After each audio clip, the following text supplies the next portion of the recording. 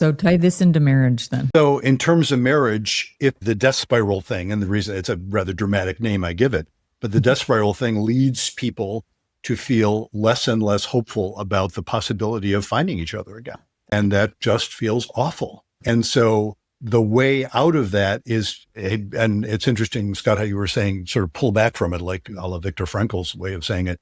Yeah, you have to be able to pull away from it far enough to be able to see, wait a minute, there are other ways of looking at this. And it can't be that my partner, well, it almost certainly can't be that my partner is crazy or evil or stupid. That's a statement of faith right there. It's like, well, you're not nuts. And yet you did this thing that you yourself are saying you shouldn't have done, but you're not nuts. And you're not fundamentally evil either. You know, again, that's a statement of faith.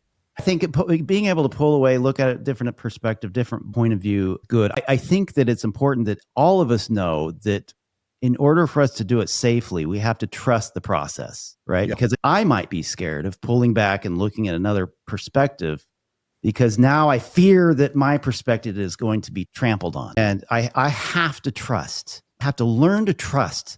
And that's what you're calling faith, right? Faith that my own perspective is not going to be trampled on as I That look is at indeed someone else's perspective. And, you know, I want to give a shout out here to actually a couple of different organizations that are all about that. One is called Braver Angels. They are dedicated to having conversations across the political divide. Boy, do we need that these days. And then there's some overlap. Some of the same people are involved in an organization called the Pro-Human Foundation. Well, the co-founder of that is a man named Daryl Davis, who you may have seen profiled like on some of the TV news shows or something.